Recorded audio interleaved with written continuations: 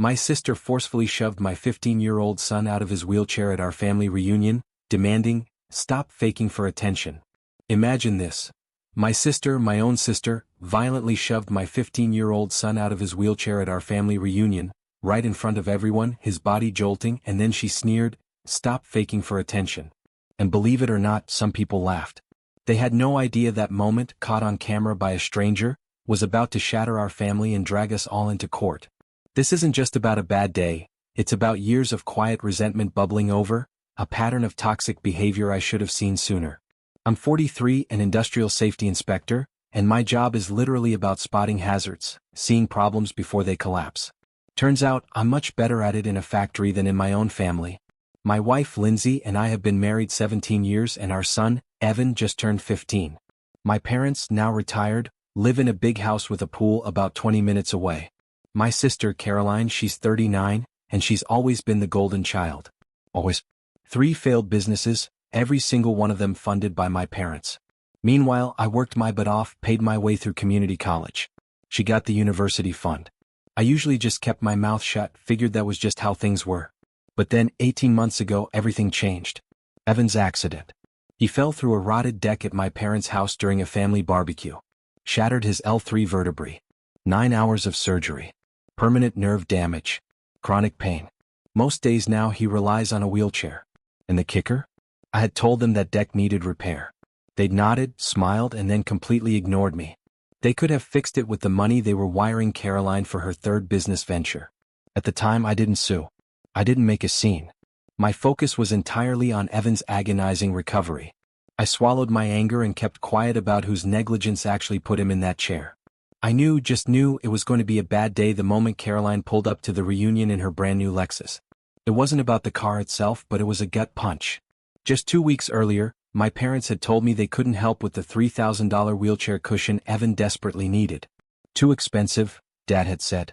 Times are tight, Mom added. And there she was, Caroline, posing for Facebook photos with my parents beside that shiny new car. Evan sat in his wheelchair, watching from our beat-up 12-year-old Toyota. I could see the calculations happening behind his eyes. Lindsay touched my arm, a silent plea. Let it go. 2 hours. We can manage 2 hours. The reunion was at my parents' house. Big backyard, but they'd set up all the food tables on the back patio, 3 steps down from the main level. No ramp. Zero accessibility. I'd mentioned this 2 weeks ago, asked if there'd be ramp access. Mom had promised she'd handle it. She hadn't. Hey Mom, I called, gesturing to Evan's chair, where should we set up? She just looked confused. What do you mean? There's no ramp. Evan can't get down to the patio. Her response? A dismissive wave. Oh well, can't you just carry him down? Lindsay's hand tightened on my arm, her voice strained. He weighs 140 pounds, Mom. The chair is another 30. And it's not dignified. Mom just shrugged. Well, I don't know what you want me to do about it now. Maybe you can just bring him a plate. Then she walked away, straight to Caroline, without another word. Evan hadn't said anything.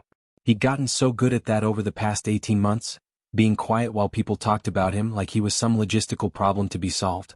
We can stay up here, Lindsay said quietly. It's fine. But it wasn't fine. Not even close. We spent the next hour marooned on the upper level while everyone else ate and laughed below. A few relatives came up to say hello. My Uncle Rob, a good man, even brought us extra food and sat with us for a while. He was the one who'd invited Kyle, Evan's physical therapist, to the reunion. Kyle was keeping his distance, chatting with other guests. Caroline, of course, came up once. Big performance. Hugged Evan, took a selfie, posted it instantly, then vanished. Later, Dad called everyone for a family photo. I started wheeling Evan toward the group.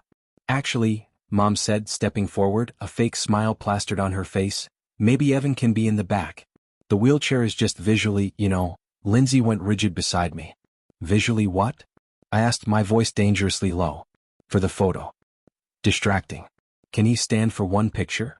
I stared at her, disbelief warring with a rising fury.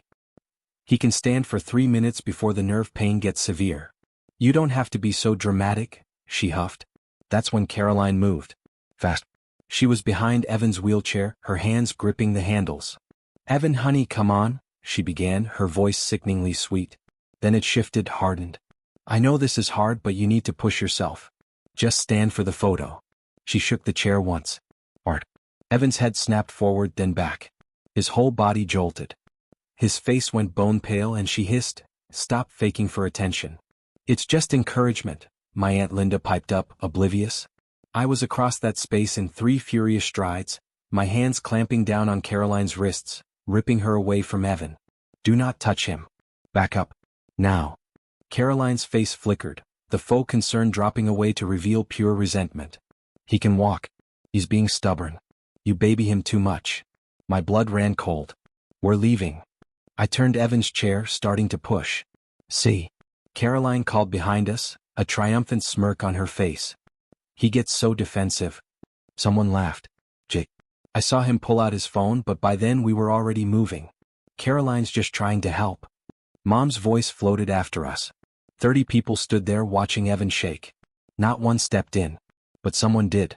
Kyle, Evan's physical therapist, had moved closer during the confrontation. When Caroline grabbed the chair, he pulled out his phone. He got the whole thing. Lindsay grabbed our bags. Rob met us at the gate. "I'm sorry," he said, his face etched with regret. "I should have warned you. They've been escalating." Kyle showed me his phone. "I got it. The grab and the shake. If you need it." I just nodded, couldn't speak past the lump in my throat. We loaded Evan into the car. His hands were shaking too badly to manage the transfer himself. "Pain level?" I asked quietly. 7, maybe 8. I grabbed his emergency pain kit, handed him water and medication. The drive home was silent, broken only by Evan's controlled, shallow breathing. We pulled into our driveway as the sun was setting. Our small house. The ramp I'd built myself. The widened doorways and modified bathroom. The space we created where he didn't have to prove anything. My phone started buzzing before we even made it inside. A text from Aunt Linda. "Caroline's really worried about Evan. Maybe you overreacted."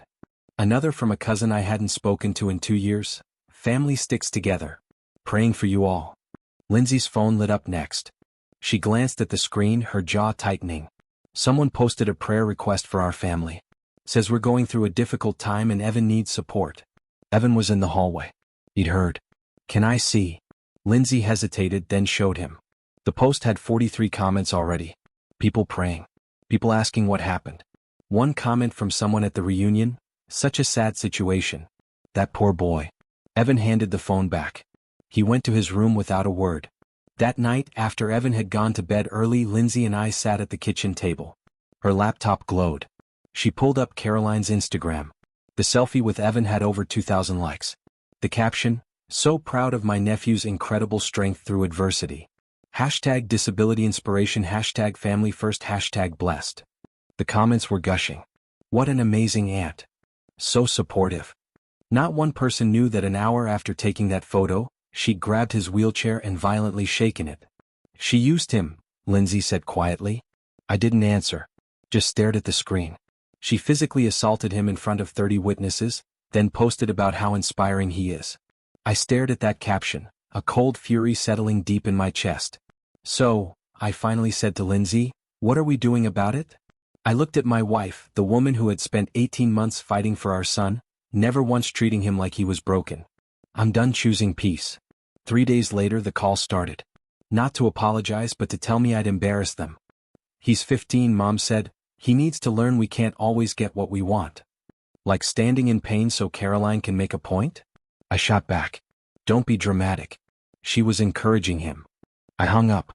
Dad called back, his voice tinged with accusation. "You've been different since the accident." Angry. Defensive. I laughed, a harsh, humorless sound. "My son has permanent nerve damage because your deck collapsed.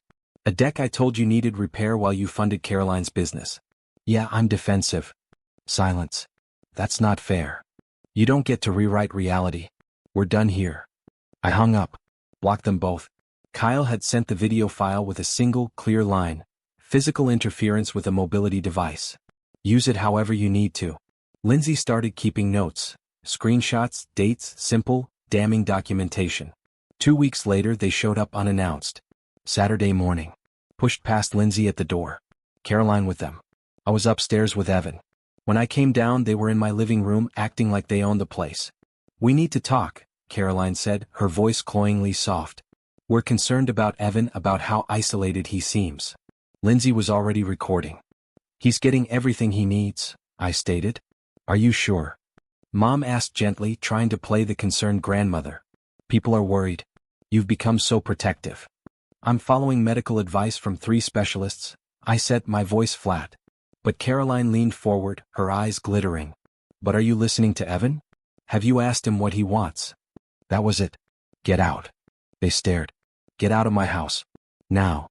We're just trying to help, Dad mumbled. You showed up uninvited. You're questioning my parenting. Leave. Caroline's carefully constructed expression flickered, a hint of panic. You're making a mistake. People are watching. I pulled out my phone. You have 30 seconds before I call the police. They finally left. Mom turned at the door, her face a mask of wounded pride. We're not giving up on him. After they left, Lindsay backed up the video. Monday morning I called a lawyer. Mary, a disability rights specialist. Does your son attend public school? Yes. Are your parents listed as emergency contacts? I hadn't even thought about that. Remove them immediately. Same with medical providers before they try something else. I spent Monday afternoon updating paperwork. Removed my parents and Caroline from everything. Made Lindsay and Uncle Rob the only contacts. I called Evan's clinic, spoke with Rachel, a disability advocate. I need to make sure my family can't get information about Evan. She understood immediately. I'll update his file. Add notes that they're unauthorized. We'll document any contact attempts. That weekend they tried again. Sunday morning they rang the doorbell repeatedly. Made enough noise that neighbors came out to watch. I stayed inside recording through the Ring camera. We're not leaving until you talk to us. Dad called. Then I'm calling the police. I did. 2 officers arrived. By then half the neighborhood was watching. The officers listened to both sides. One looked tired, weary of family drama. This is a civil matter. Family dispute. It's trespassing, I countered. I've asked them to leave multiple times. The officer turned to my parents. You folks need to leave. If you don't, we can cite you for trespassing. Mom started crying dramatically. They left. The second officer handed me his card. File for a restraining order. Makes our job easier. I filed the paperwork Monday morning. Then, Coach Bennett, who ran adaptive sports Evan had joined 3 months ago, pulled me aside after practice. Your sister's been calling around, asking if Evan seems withdrawn. If you're controlling. He looked at me meaningfully. She's building a narrative. What did you tell her? That I don't discuss participants. But if you need it, I keep records showing Evan's thriving. That night, Evan was quiet, unusually so. Why is Aunt Caroline telling people you won't let me see Grandma and Grandpa? He asked, his voice small. Because the truth doesn't make her look good, I explained. People are asking me about it, but nobody asks me what I want. My heart ached for him. Do you want to see them? Long silence. Not like this. Not with them acting like I'm some tragic thing. I looked him in the eye. Evan, you get to decide who gets access to you. Not me. Not Mom. You. He still looked uncertain. What about family obligations? I shook my head firmly. Family obligations are earned, not automatic. I'm done keeping peace with people who treat you like a prop for their social media performance. He was quiet for a long time. Then, his voice stronger, I don't want them around. Not until they actually apologize. Like really apologize. The kind where they say what they did wrong and how they'll do better. Not just, sorry you're upset. Done? I said instantly. You think they will? He asked, a glimmer of hope in his eyes. Honestly, no, I replied, trying to be realistic but gentle. But that's their choice, not your problem. Something in his face settled, like a heavy weight had lifted. Okay. Thanks, Dad. 2 days later, a letter arrived. 3 pages. The last paragraph, grandparents' rights. Potential legal action. They were threatening to sue.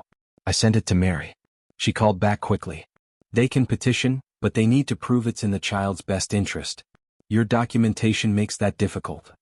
What now? Keep documenting. I'm sending a cease and desist. They need to stop. The cease and desist went out. Mom called within minutes.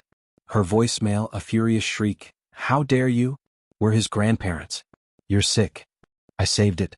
Uncle Rob called that night. He lived 2 blocks from my parents and was the only family member still taking their calls.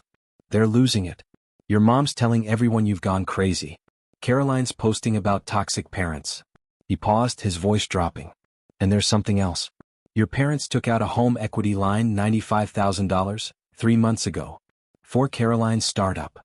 I remembered being 23, asking them for $5,000 to get certified in a field that would have doubled my income. They'd said no. Money was tight.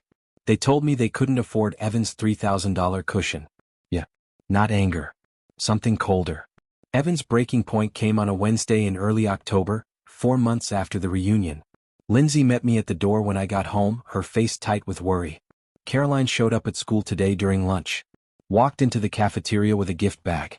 Made a whole production of it. Took photos with Evan, posted them before she even left campus. Evan told me later what it looked like from his table. He'd been sitting with 3 friends, just a normal lunch, talking about some video game update, trying to be just another kid eating mediocre pizza. Then the cafeteria doors swung open and Caroline walked in. The room shifted immediately. Phones came out fast, like everyone could sense the performance before it even started. She spotted him, walked straight over, and knelt beside his wheelchair, even though he was already at table height. Her voice was loud enough to carry. "Evan, sweetheart, I've missed you so much." His hands went cold, stomach dropped, jaw locked tight. That internal panic. Don't make a scene. Don't make it worse. Just get through this. One of his friends whispered, "Is that your aunt?" And suddenly he wasn't Evan anymore. He was a spectacle. The disabled kid with family drama. Everyone watching. Caroline pulled out the gift bag. Expensive chocolate from that fancy downtown place. She announced it in front of him like an offering. "I just want everyone here to know I'm here for you always." Translation: reject me and you look cruel. She took his hand. He pulled it back. "Please leave," he said, flat, quiet. Her expression flickered, hurt, concerned, perfectly calibrated for the dozen phones recording. "I'm not giving up on you, honey. I'll always fight for you no matter what anyone says." She stood, touched his shoulder, and left. Evan sat frozen while his friends tried to pretend everything was normal. Then someone at the next table read the Instagram caption out loud. "Never giving up on my nephew. Family is forever. Hashtag disability awareness, hashtag unconditional love." Someone laughed. Someone else liked it. Evan watched the post spread in real time. Watched himself become content.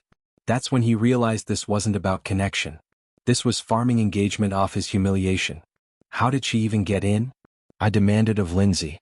Substitute at the front desk. New person. They never checked the name against the restricted list. Just buzzed her in when she said she was family. And they just let her walk into the cafeteria? Didn't stop her until students started recording. Then they acted like it was a desk mistake, not a security breach. I found Evan in his room. Not in his chair, just on his bed, staring at his hands. Mom told me what happened. He looked up. She brought expensive chocolate, the kind from that fancy place downtown. Took pictures of herself handing them to me. Posted it with some caption about never giving up on family. Everyone at school thinks she's amazing and I'm the problem. My heart shattered. "You're not the problem, Evan." "Then why does it feel like I am?" His voice cracked. "She keeps showing up, keeps performing, and people eat it up. They see the photos and the captions and they think she's this incredible aunt who won't give up on her disabled nephew. They don't see that she's never actually here, that she only shows up when there are cameras, that she grabbed my wheelchair and shook it 4 months ago." "I know," I whispered. "I'm so tired. I'm tired of being the sad part of everyone's day. Grandma and Grandpa look at me like I'm broken. Aunt Caroline uses me for content. Random people at school treat me like I'm inspiring just for existing. I didn't ask for any of this. I just wanted to be a normal kid." I sat on the edge of his bed, waiting. "You know what the worst part is?" he continued, his voice barely a whisper. "She doesn't even know me. Like at all. She brought chocolate. I'm lactose intolerant. I've been since I was 8. She doesn't know that. She doesn't know anything about me. But she's got 2,000 likes on that post about how much she loves me." He looked at me, raw vulnerability in his eyes. "You want to know something?" I asked, my voice firm. "You get to decide who gets access to you. Not me. Not Mom. If you never want to see your grandparents again, we don't see them. If you want Caroline blocked from everything, she's blocked. That's up to you. You do that without hesitation." "What about family obligations?" he asked again. "Family obligations are earned, not automatic.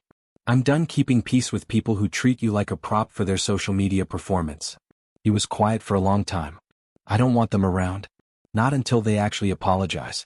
Like really apologize. The kind where they say what they did wrong and how they'll do better. Not just, 'Sorry you're upset.'" "Done," I affirmed. "You think they will?" he asked, a flicker of hope. Honestly, no. But that's their choice, not your problem. Something in his face settled, a quiet strength. Okay. Thanks, Dad. The next morning, I sat in my car outside the school for 5 minutes, hands tight on the steering wheel, thinking about Evan in that cafeteria. The looks from other kids, the video spreading. I called the principal directly. We need to talk about yesterday. He started with, I've already spoken with the front desk staff.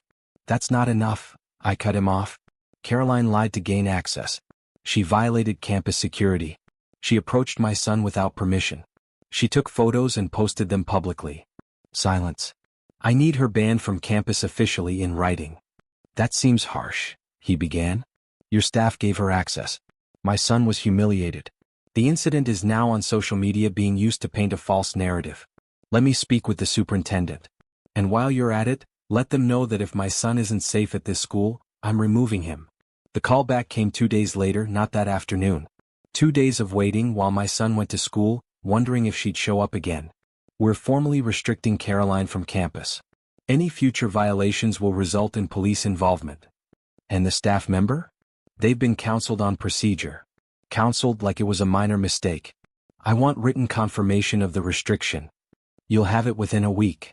End of business today or I escalate. The confirmation arrived at 4:30. I updated the same restrictions with the clinic. We've had 2 calls this week from someone claiming to be Evan's aunt. Can you document each call? Already done. Mary called on a Tuesday in late October, 5 months after the reunion. They filed a petition for grandparents' visitation rights. Once they filed for visitation, everything got pulled under the same case. Court date, 8 weeks out, early December. Can they win? I asked, my stomach churning. Unlikely, but they're alleging you're using Evan's disability to control access. All lies. I know. Send me everything. Your documentation timeline. Kyle's statement carries weight. Evan will likely be questioned. He can do that. Good. Start building the timeline. That night, our kitchen table became a command center. Laptop, printer, 3 manila folders, a stack of sticky notes, coffee going cold. Lindsay labeled folders out loud, her voice steady, but her hands shaking slightly. School. She dropped in incident reports, the cafeteria documentation, the campus ban confirmation. Medical. Specialist notes, physical therapy logs, pain management records. 18 months of proof that we weren't exaggerating. Harassment. Trespassing, ring camera footage, police reports, the cease and desist letter, timestamps on every violation, social media screenshots, Caroline's post with dates, that reunion selfie with its 2,000 likes, every performative caption saved and dated. I pulled up Kyle's reunion video again, watched it frame by frame, paused on the exact moment Caroline's hands gripped the wheelchair handles, the jerk backward, Evan's head snapping forward. Footsteps in the hallway. Evan stood there in his pajamas, looking at the spread across our table, the raw, undeniable evidence of what his family had become. Am I the reason you have to do this? Lindsay and I both looked up. No, I said. Clean, simple. They are the reason. He nodded slowly, disappeared back down the hall. I closed the laptop, stacked the folders and slid them into a black binder.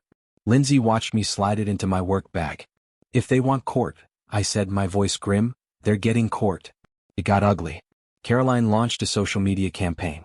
Posts about grandparents' rights, about disabled children needing family support. Never used names, but everyone in our circle knew exactly who she was talking about. Evan's school counselor called. Students had seen things online. Uncle Rob called with updates. Caroline's startup is failing. 3 months behind on payments. Your parents' home equity line is maxed. They're scrambling. Why tell me this, Rob? Because desperate people do desperate things. That conversation would come up later. Mary told me it was good I'd held firm. The deposition happened 3 weeks before court. Their lawyer was smooth. Mid-50s. Practiced sympathy. He started reasonable, then pivoted. Evan uses a wheelchair, but he can walk. Is that correct? He can walk short distances with assistance and significant pain. His physical therapist recommends the wheelchair to prevent further nerve damage. But he's physically capable of walking with limitations that make it unsafe and painful. Your parents suggested he stand for a photo. That seems reasonable. No, I said, looking him dead in the eye. What's reasonable is accepting that my son uses a wheelchair. What's not reasonable is expecting him to perform able-bodied for convenience. The lawyer made a note. You left abruptly. We left after my sister physically grabbed my son's wheelchair and shook it while demanding he prove he needs it. According to witnesses, she was trying to encourage him. According to video documentation from his physical therapist, she grabbed his mobility device without consent and shook it hard enough to cause pain and trigger a neuropathic flare that hospitalized him. His pen stopped. One incident was enough to cut off all contact? It's not one incident. It's a pattern. The reunion was the breaking point. My parents funded my sister's businesses while refusing a $3,000 wheelchair cushion. They made their home inaccessible after I requested accommodations. They defended her. They showed up at my house repeatedly. 18 months of showing us where we rank. Mary objected strategically throughout. You did well, she said afterward. The video documentation is key. Evan's deposition was the following week. Do you love your grandparents? The lawyer asked. I used to, Evan said, his voice quiet but clear. I don't know anymore. Why the change? Because they act like I'm broken. They wanted me out of photos because my wheelchair looked bad. They funded Aunt Caroline instead of helping with my medical equipment. They defended her when she grabbed my wheelchair. They keep saying they love me but they don't act like it. Do you want to see them? Not like this. Not when they think I'm the problem. Not when they're fighting in court to force access instead of apologizing. If the court orders visitation, would you comply? If I have to, but I won't pretend. If they want a relationship, they have to accept who I actually am. And I don't think they can. Court day arrived in mid-December, 8 months after that horrible reunion. My parents showed up with Caroline, all dressed conservatively, playing the part of concerned family. The judge was a sharp woman in her 60s. She'd reviewed everything.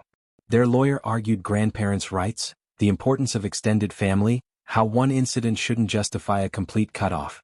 Then Mary presented our case. The deck collapse, the inaccessible reunion, Kyle's video, the unauthorized access attempts, the repeated trespassing, the pattern of prioritizing Caroline's business over Evan's medical needs.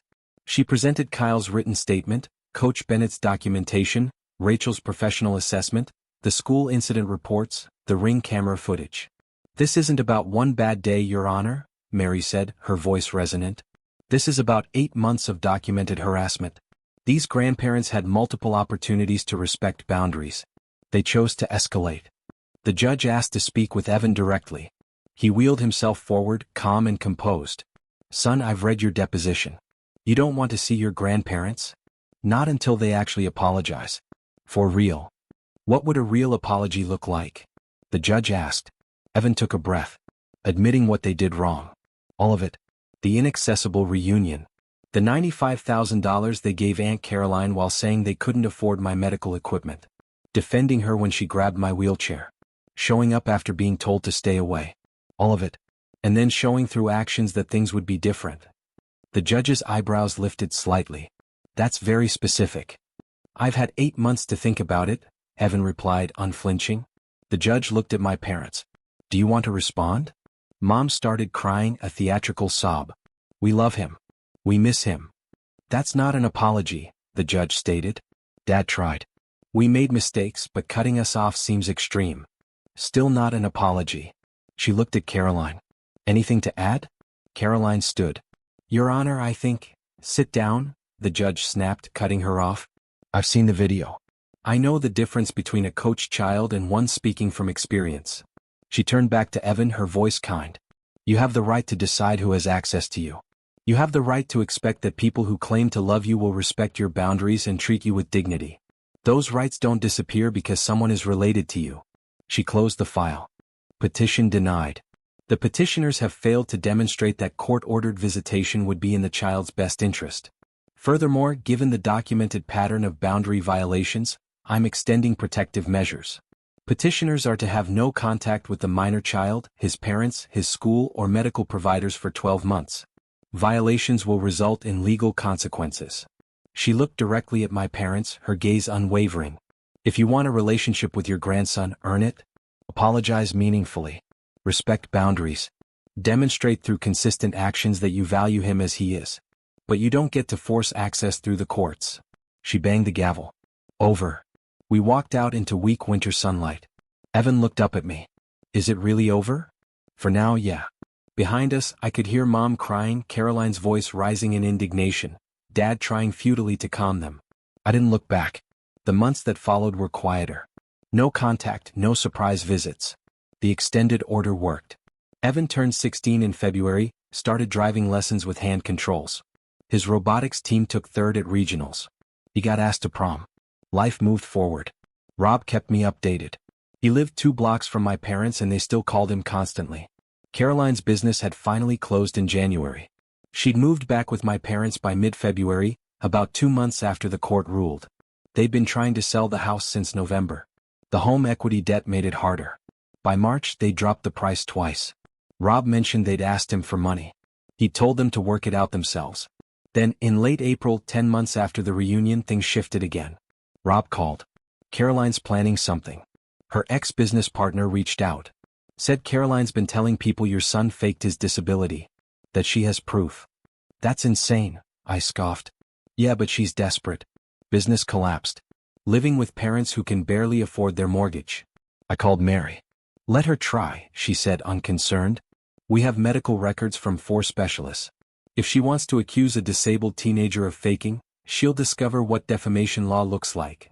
The article appeared in early May, 11 months after the reunion. A small online publication. Headline: When Protection Becomes Control, One Family Story. Carefully worded.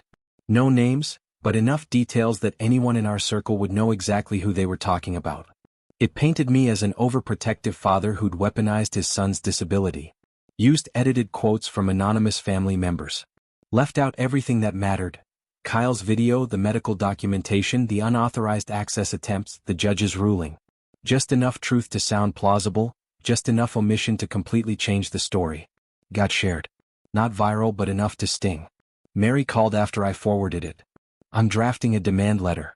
Medical records, court transcripts, the video, everything they left out. How long will this take? I asked, frustrated. Depends. Could be days, could be weeks. These publications sometimes dig in. The demand letter went out with a comprehensive evidence packet attached. 3 days passed. Nothing. Mary called the editor. Left a message. No call back. A week went by. The article kept getting shared. They're stalling, Mary said. I'm sending a second letter, making it clear we're prepared to file suit. The second letter went out. Stronger language. A deadline. 2 more days. Then the editor finally called Mary. We were provided documentation by the source. Your source provided partial information without context. You printed allegations about a minor without verification. You have 48 hours to retract or we file suit. We need time to review. You've had 10 days. 48 hours. That's generous. The editor called Caroline, asked her to provide documentation. She couldn't. The publication retracted the article 3 weeks after it was published, posted a correction, noting they'd failed to verify claims, and apologizing for publishing unsubstantiated allegations. The retraction got less attention than the original article, but it was something. Evan's school hosted their Spring Accessibility Awareness Assembly in late May. Student organized. Evan had been part of the planning committee. The event featured students with disabilities sharing experiences. Local advocates talking about rights. Evan was scheduled to speak third. I arrived early. Lindsay was already there. The gym was filling up. That's when I saw them in the back row. My parents. Caroline. They'd come in through a side entrance. Caroline had convinced them. I could see it in their body language. Dad looking uncomfortable. Mom keeping her head down. Caroline sitting between them looking determined. Do we tell Evan? Lindsay asked quietly. No, let him focus. Evan's turn came 30 minutes in. He wheeled up to the microphone, took a deep breath. Hi, I'm Evan. I'm 16. I use a wheelchair because of a spinal injury 18 months ago. I want to talk about something people don't usually discuss. Sometimes the hardest part isn't the disability. It's how people treat you because of it. He talked about accessibility, dignity, the difference between pity and respect, about performative concern versus actual support, about family members who use disabled people for inspiration content but won't make their homes accessible. When he finished, the applause was genuine, resounding. That's when Caroline stood up. She walked down the aisle toward the stage, her gaze fixed on Evan. Evan saw her coming. His expression didn't change, just a flicker of steel in his eyes. Evan, honey, she said, her voice dripping with fake emotion. That was beautiful. I'm so proud of you. She reached for him. He backed his chair up just a foot, but it was a clear boundary. Don't. I'm your aunt. I love you, she cried, a dramatic catch in her voice. No, you don't.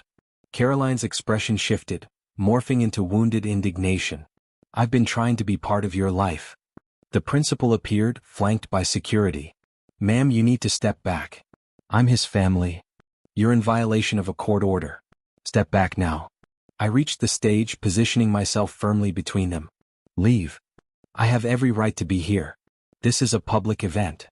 You're restricted from campus. You're violating a protective order. The security officer checked his screen. She's on the restricted list. Campus ban on file. Calling police now. That's not necessary, Caroline said quickly, a desperate edge to her voice. No, I said, looking at the security guard. Call them. Document the violation. Caroline's careful facade cracked completely. You can't. I've done nothing but try and you just. This is sick. You're sick. Evan looked directly at her, his voice cutting through the noise, quiet and devastating. You took yourselves from me. Dad just stopped pretending it wasn't happening. Police arrived minutes later. School security provided footage. Officers' body cameras documented everything. My parents and Caroline were escorted out that night. Lindsay showed me her phone. Students had recorded it, posted it. It's spreading, she said, a mixture of awe and trepidation in her voice. The video was everywhere. Evan's entire speech, his calm, powerful response, his devastating line. The comment section had shifted. People who'd only seen Caroline's curated social media now saw the reality. Her performing concern, him setting boundaries, her playing victim when called out. The narrative was changing. The publication that had printed the hit piece issued a second statement. Acknowledged they'd been manipulated. Apologized more thoroughly. Caroline's remaining social media presence collapsed. She deleted everything within a week. My parents' house finally sold in June, 12 months after the reunion. A short sale, a massive loss. They moved to a smaller rental 3 towns over. Caroline moved with them. Disappeared from social media. Rob told me they'd made one final attempt to ask him for money. He told them he'd consider it after they wrote real apologies. They never did. On a Tuesday evening in late June, my doorbell rang. The Ring camera showed my dad. Alone. I opened the door but stayed in the doorway, blocking the entrance. What do you want? To apologize. Really? Apologize? I'm listening. We were wrong. About making the reunion inaccessible. About defending Caroline when she grabbed his wheelchair. About the $95,000 we gave her while telling you we couldn't afford a $3,000 cushion. About showing up at your house? About the court case? About the article? All of it. That's better, I conceded. But I need it in writing. 1 page. Specific. No excuses, just ownership. He nodded. I can do that. Does Mom feel the same? She's working on it. What about Caroline? I asked, testing. I haven't spoken to her in 3 weeks. Not since the school thing. I let that settle. If you write that apology, and I mean really write it, Evan decides if he wants to read it. If he does, and if he agrees to meet, you get 1 hour. Public place. Mary present. 1 violation, 1 slip, and it's over permanently. He nodded again. That's fair. He looked past me into the house. Your son's speech. I watched the video. He's remarkable. You and Lindsay did that. Yeah, I said, a rare note of pride in my voice. We did. I closed the door. Inside, Evan had heard everything. What do you think? I asked. He was quiet for a long time. I think maybe Grandpa's starting to understand. But I'm not ready yet. Maybe in a few months. Maybe longer. Maybe never. That's up to you, I said, validating his feelings completely. What if the apology isn't good enough? Then we don't move forward. The bar isn't low. And if Mom never apologizes, then she doesn't get access? Exactly. You don't owe anyone a relationship just because you're related. Evan nodded slowly. Okay, tell him I'll think about it, but I'm not promising anything. I texted my dad that night, told him Evan needed time, that if he was serious, he'd wait. He said he would. Whether he followed through wasn't my problem anymore. 3 months later, in September, 15 months after the reunion, Evan started junior year. Made varsity robotics team. Got his driver's license. Started talking about college programs with strong engineering departments. That fall evening, the 3 of us sat on the back porch, listening to crickets, watching the last warm day fade. Got my college list narrowed down, Evan said, a confident smile on his face. 5 schools with good accessibility and strong programs. When do applications open? Lindsay asked. October 1st. I'm ready. He looked at me, a profound peace in his eyes. I don't feel like a burden here. That's the biggest difference. I'm just me. Not broken me or inspiring me or tragic me. Just Evan. That's all you ever were, I said, my voice thick with emotion. They just couldn't see it. We sat in comfortable silence. The kind that comes from people who actually know each other, who show up consistently, who don't need cameras or audiences. My job was simple. Protect my son. Make sure he knew his worth. Make sure he never accepted crumbs from people who should have given everything. We built that. Not with dramatic confrontations or social media campaigns, but with 1,000 small choices. Protecting dignity over peace. Enforcing boundaries over comfort. Choosing his well-being over their feelings. The family we'd chosen. Lindsay, Evan, Uncle Rob, Coach Bennett, Kyle, Rachel. That was enough. Everything else was just noise. This whole experience made me realize something important. Sometimes, cutting ties is the healthiest thing you can do, even with family. What would you have done if your family treated your child like this? Let me know in the comments below.